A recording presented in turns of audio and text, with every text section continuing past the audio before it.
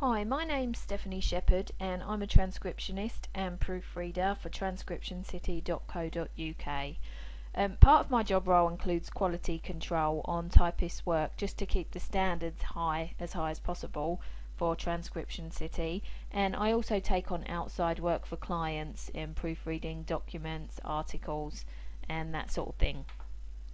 When I'm proofreading a document, I like to use track changes.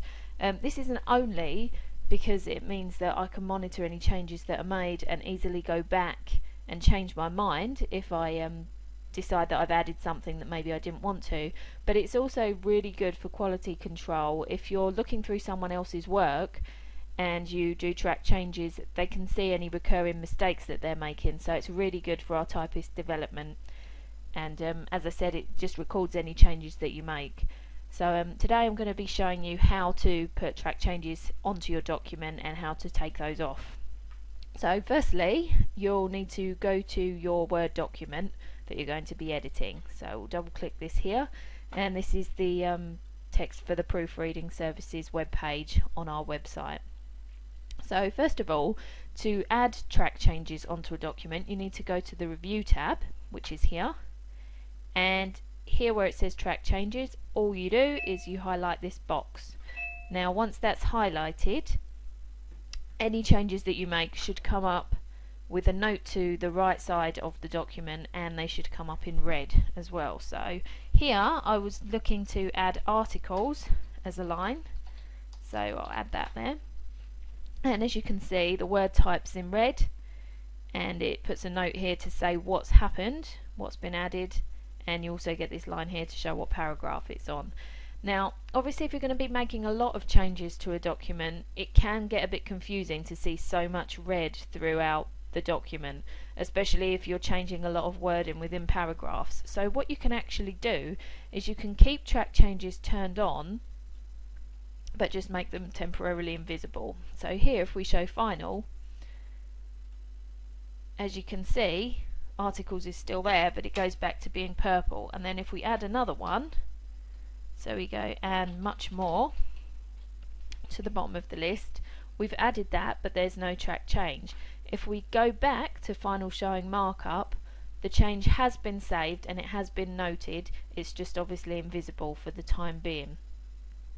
Now what you could do after this, once you want to take off track changes, once you've sent the track changes to the person who you're doing quality check on, or once you've made your decisions as to whether to keep the change or not, a big mistake that people make is that they'll go up here to final, they'll turn off track changes, which are two things that you need to do, and then they'll say, hey, that's finished, close the document, save it, and then when they go back to opening the document, they'll notice that the track changes are actually still there.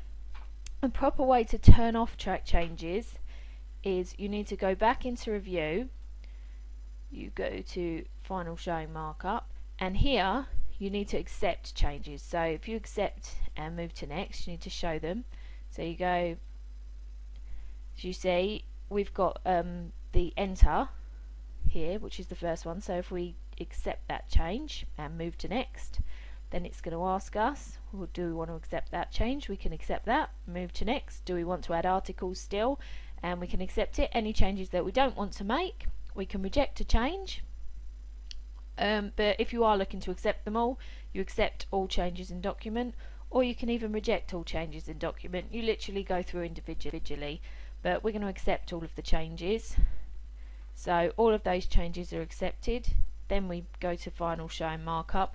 Make sure that track changes is unhighlighted, it's not showing up as an orange box, and then when you save it and close, when you open it again, the track changes have truly disappeared. Another useful tool that we have, especially if you're working collaboratively on an article or a document, is you can insert comments. Now to do this, you'd also go to the Review tab. So here I'm going to make a comment on this title. So you just insert new comment, and then say somebody else is going to be reviewing this. I could write, should we make this title larger or in black font? And I could just write that question, save it like that, and then obviously when I save the document, the person who is looking through it can look at that question and make a decision on what they think is best to do with the title. Now, in the same way as with track changes, you can't just stop those from showing and then close, leave the document. They will keep popping up. So basically, once you have a comment there, you do need to delete it afterwards, once you've made up your mind whether you're going to do what the comment says or not. So here you can delete all the comments in the document if you know that you've gone through them all, or you can just delete them individually. So if we delete them individually, and as you can see, final show and markup also does show for documents that have had comments on them. So if you have a comment and you want to hide them, you can do the same as with track changes. You can show final.